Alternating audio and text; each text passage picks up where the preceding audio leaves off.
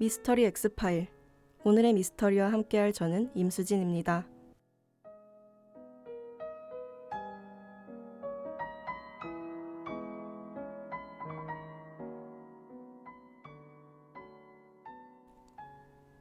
안녕하세요, 여러분. 여러분들 딱 한 주 못 만났을 뿐인데 정말 오랜만인 것 같은 기분이 듭니다. 다들 추석 연휴 잘 보내고 오셨나요? 원래 추석 직전부터 날씨가 슬슬 풀리면서 선선해지고 그랬는데 이번 추석은 평소와 다르게 엄청 더웠던 것 같아요. 여름이 남은 더위를 모두 뱉어내고 갈 생각이었는지 햇빛이 정말 집요하게 사람들을 따라다니더라고요. 그러다가 추석 연휴 이후에 펑펑 울며 마지막 심수를 부린 여름이 결국은 떠나갔는지 주말 이후로는 날이 꽤 선선해진 것 같아요. 무척이나 더웠던 이번 여름의 끝이라니 아쉽기도 하고 기쁘기도 하네요. 날이 점점 서늘해지면서 저희 방송에 더 잘 맞을 것 같기도 하고요. 아무튼 저는 오늘도 여러분과 함께 미스터리한 밤을 보내게 될 임수진입니다. 여러분, 그거 아세요? 저도 그리고 방송을 송출 중인 PD님도 몰랐던 사실인데 이 방송의 첫 부분에 항상 원인 모를 잡음이 들린다고 하더라고요. 그 정체불명의 잡음 때문에 이 방송이 더 미스터리해지는 것 같기도 합니다. 혹시 오늘도 잡음이 잡히는지 귀 기울여 들어주세요. 자, 그럼 슬슬 첫 번째 장소로 떠나볼까요? 오늘의 첫 번째 주인공을 만나기 위해 저희는 이집트로 떠납니다.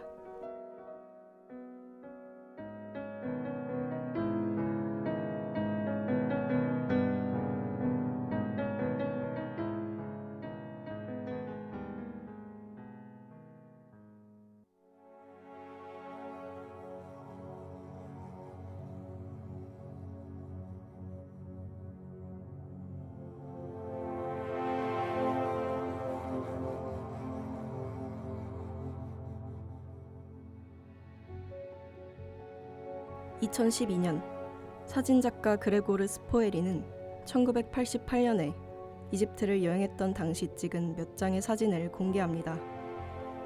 그리고 이 사진은 큰 화제가 되었는데요. 그것은 무려 35cm의 손가락을 찍은 사진이었기 때문입니다. 일반적인 사람의 손가락 길이가 10cm 정도인 것을 고려했을 때 35cm는 비정상적인 길이였죠. 손가락 길이만으로 추정한 손가락 주인의 신장은 무려 4m 50cm, 5m에 육박했습니다. 그레고르는 그 손가락을 두고 여행 당시 카이로 북서쪽 비르후커에 위치한 농가에서 도굴꾼 노인과 만났던 적이 있었습니다. 그는 낡은 헝겊 조각에 쌓인 곰팡이 냄새가 나는 손가락 하나를 보여주었는데 그 거대한 손가락은 아무리 보아도 인간의 것으로 보이지 않았죠. 그 도굴꾼이 터무니없이 높은 금액을 불러서 그 손가락을 사지는 못했지만 300불을 내고 그것을 사진으로는 남길 수 있었습니다. 라며 증언했습니다. 노인의 주장에 의하면 이 손가락은 1962년 기자 지역의 한 고분에 몰래 들어가 훔쳐온 거인의 손가락이라고 합니다. 그러면서 노인은 스위스의 전문기관에서 평가받은 감정서와 직접 촬영한 엑스레이까지 가지고 있었습니다. 사실 이집트에서 발견된 거인의 흔적은 이뿐만이 아니었는데요. 이집트의 레크미르 고분 벽화에서는 유독 거대한 사람들의 그림이 많습니다. 큰 돌을 옮기는 사람, 기린과 신장이 비슷하거나 배를 미는 사람처럼 일반인과는 체격이 달라 보이는 거인들이 그려져 있습니다. 이에 학자들은 신분이 높은 사람들은 크게, 신분이 낮은 사람들은 작게 그린 것일 확률이 높다며 거인설을 부인했습니다. 그러나 여전히 의문이 남기도 합니다. 왜 신분이 높은 사람들이 벽돌을 나르고 배를 미는 등의 일을 한 걸까요?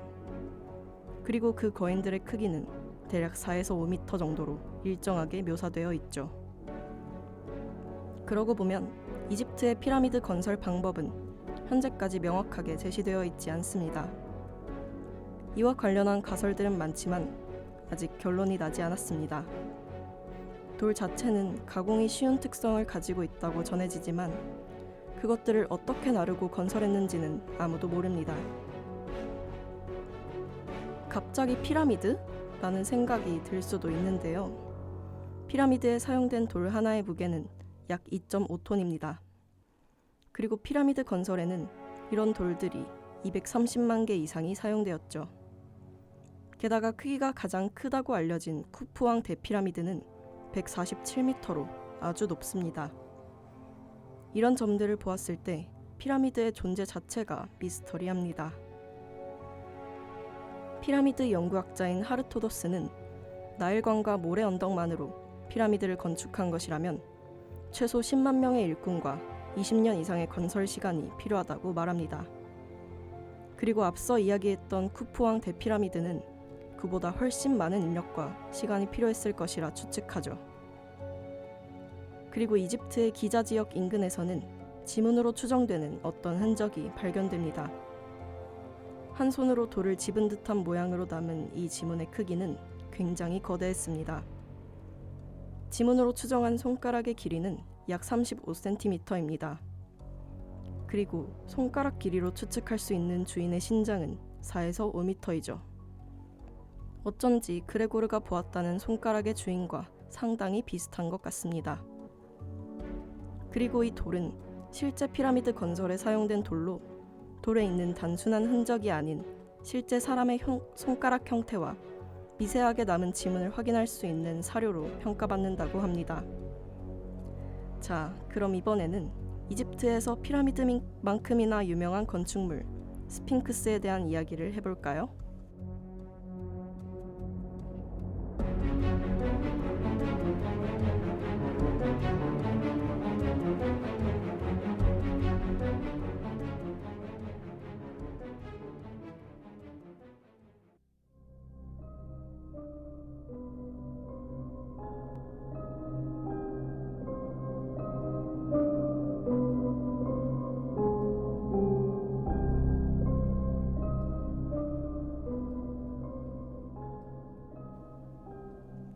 이집트의 피라미드만큼이나 의문이 많은 건축물이 바로 스핑크스입니다. 스핑크스를 조사한 수많은 학자들이 동일하게 언급한 의문점이 하나 있습니다. 스핑크스에서는 눈이나 비 같은 물로 인한 침식 흔적이 발견되었다는 것인데요. 이것은 스핑크스가 습한 기후에 놓여져 있었다는 것을 의미한다고 합니다.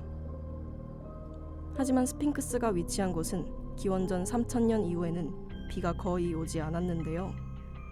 짧게 내리는 비로는 이렇게 거대하고 정교하게 만들어진 건축물에 침식의 흔적을 만들기 어렵다고 합니다. 그리고 스핑크스가 있는 고원 지역에 이러한 건축물의 침식의 흔적을 만들 수 있을 정도로 비가 많이 내렸을 것이라 추정되는 시기는 기원전 1만 년 정도로 거슬러 올라가야 한다고 말합니다. 어쩌면 거인이라는 존재는 이 땅에 우리가 생각하는 것보다 오래전부터 자리 잡고 있었을지도 모르겠습니다.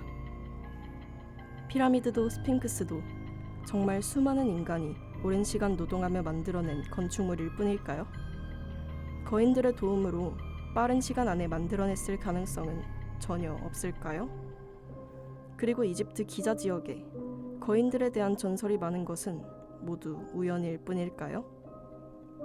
제가 들려드릴 첫 번째 이야기는 여기까지입니다. 저희는 이제 다시 한국으로 돌아가서 계속 거인에 대한 이야기를 나누어 볼까 하는데요. 그럼 저는 잠시 후 한국의 삼국지대에서 다시 만나는 것으로 하겠습니다.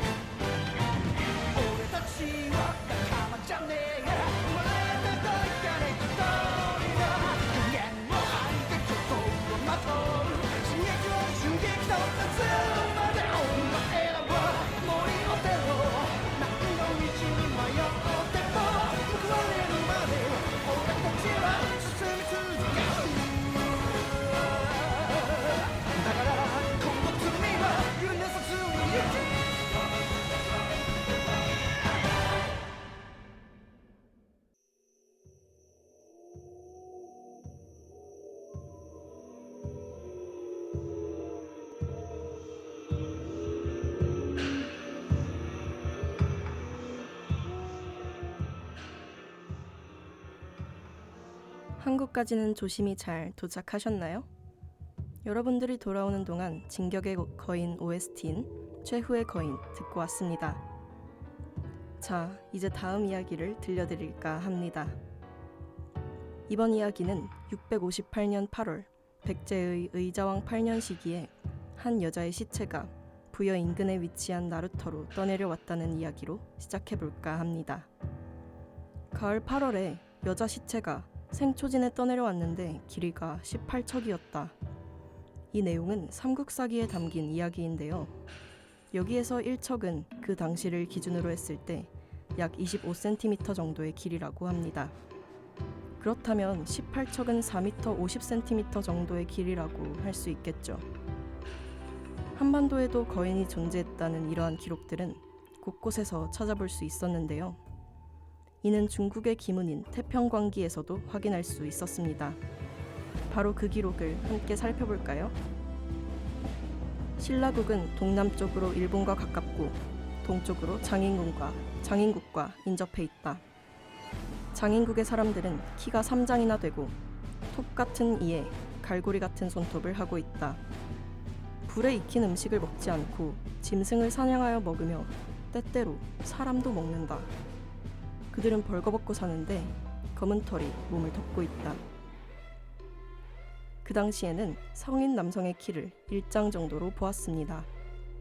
삼국시대 성인 남성의 평균 키가 160cm인 것을 생각해 보았을 때 3장은 4m가 훨씬 넘는 길이이죠. 하지만 기문이라는 것은 보고 들은 것을 적은 기록입니다. 사람들의 입에서 입으로 전해져 오는 이야기는 사실이 아닐 가능성도 매우 크죠. 그러나 이야기를 들으며 이상한 점이 하나 있었을 겁니다. 이 거인들이 바로 신라국 동쪽의 장인국에 살았다는 부분인데요. 이는 중국의 역사책인 신당서의 신라편에도 다루어졌으며 9세기의 왕인유가 당시의 서해사를 기록한 옥당 한화에서도 등장합니다. 육군사 서문사공이 어명을 받들고 신라의 사신으로 갔는데 물살이 순조롭지 못하여 바다에서 몇 달간 표류하다가 한 해안가에 도착했다. 얼마 후 신장이 5에서 6장이나 되는 거인이 한 명 나타났는데 옷차림이 특이하고 목소리가 천둥치는 듯하여 알아듣기 어려웠다. 옥당 한화의 서문사공편의 내용입니다. 이후 서문사공은 정박되어 있던 배를 타고 거인섬을 탈출하려 했다고 합니다. 그러나 거인은 그를 쫓아왔습니다. 거인이 배를 손으로 잡자 서문사공은 검으로 거인의 손가락을 잘랐는데 손가락의 크기가 방망이보다 굵었다고 합니다. 해안에 도착한 서문사공은 자른 손가락을 조정에 바쳤고 조정에서는 그 손가락에 오치를 하여 궁중 창고에 보관했다는 기록이 남아있죠. 그리고 조선시대 이수광이라는 실학자는 자신이 보고 들은 사실을 토대로 지복유설이라는 저서를 편찬했는데요. 그 책에도 의미심장해 보이는 구절이 하나 있습니다. 우연히 외딴 섬에 갔다가 좋은 가구로 장식된 커다랗고 훌륭한 집을 봤다. 그 앞에는 거대한 크기의 신발이 놓여 있었다. 그 신발을 보고 문득 두려운 생각이 들어 도망쳤다. 그리고 조선 인조 때 발간된 용주 유고에 실린 통천 해척 표풍설에도 거인이 등장합니다. 해당 글에는 강원도 통천의 어느 뱃사람이 폭풍에 휘말려 표류하다 외진섬에 도착했고 그곳에서 부부처럼 보이는 거인들을 보았다는 이야기가 실려있기도 합니다. 각각의 다른 이 기록들 사이에는 한 가지 공통점이 있습니다. 거인을 목격한 곳이 섬이라는 부분인데요. 그리고 그곳이 신라의 동쪽 부근에 위치했다는 것이죠. 신라 동쪽에 위치한 섬은 우상국, 그러니까 울릉도를 예로 들 수 있는데요. 그리고 우상국에 관련한 기록들 중 거대한 과일과 동물에 대한 기록들이 자주 등장합니다. 울릉도는 정말 거인의 땅이었을까요?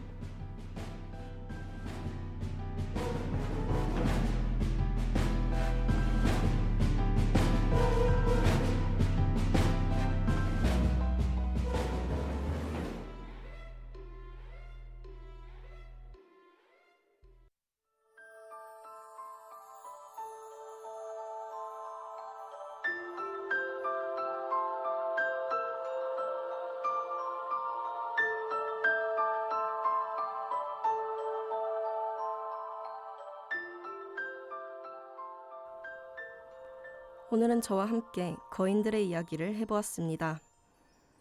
여러분에게 이야기를 전해드리다 보니 어쩐지 아직도 이 세상 어딘가에는 거인들이 숨어 지낼 것만 같아 섬뜩하기도 합니다. 제가 들려드릴 오늘의 이야기는 여기까지입니다. 그리고 아쉬운 소식도 있는데요. 저희는 이번 주 방송을 끝으로 휴방 기간에 들어가게 되었습니다. 10월 말까지 여러분들을 만나지 못한다는 사실이 아쉬운데요. 그동안 재미있는 이야기들 많이 저장해 둘 테니까요. 저희는 중간고사 후에 다시 미스터리 X파일을 펼쳐보는 걸로 할까요? 다들 원하는 결과를 얻으셨으면 하는 마음으로 오늘의 방송 여기서 마무리하겠습니다.